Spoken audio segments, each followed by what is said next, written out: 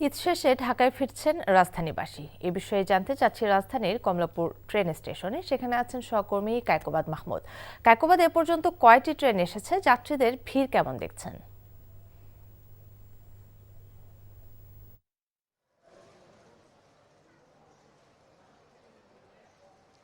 কাকলি ফিরতি যাত্রা কিন্তু গতকাল শুরু হয়ে গেছে, ট্রেনের যে ঈদের ফিরতি যাত্রা।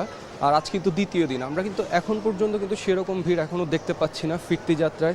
ট্রেনে কিন্তু এখনও সেরকম ভিড় আমরা এখানে দেখতে পাচ্ছি না। সকাল থেকে বেশ কয়েকটি ট্রেন এসেছে, সেখানেও যাত্রীর চাপ তেমন একটি কিন্তু লক্ষণীয় ছিল না। এর থেকে বেশি কিন্তু আমরা দেখতে পাচ্ছি অনেকটাই যে আজকে যেহেতু বৃহস্পতিবার, এখনও যেহেতু ঈদের ছুটি বাকি, অনেকে কিন্তু এখনও গ্রামে যাচ্ছেন। এক একজনের এক এক কারণ, অনেকে বলছেন ঈদে যেতে পারেননি, আবার কেউ বা আগামীকাল যেহেতু শুক্রবার এরপর শনিবার 2 দিনের ছুটি, অনেকে এই সময়টাতেও কিন্তু ঘুরে আসছেন।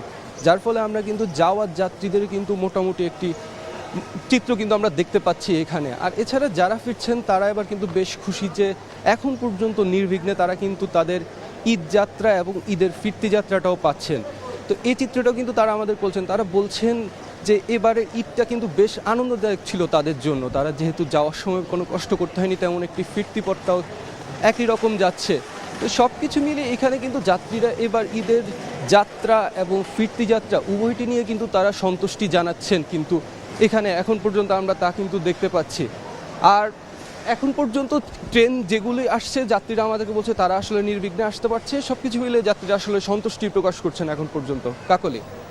কায়কোবাদ, আপনাকে ধন্যবাদ। দর্শক, জানছিলাম ঈদ শেষে রাজধানীবাসীর ঢাকায় ফেরার খবর। বান্ডেল থাকলে প্রতি সেনমানিতে টাকা বাঁচবে। বিকাশ সেনমানি বান্ডিল কিনে জিতুন প্রতি লেনদেনে।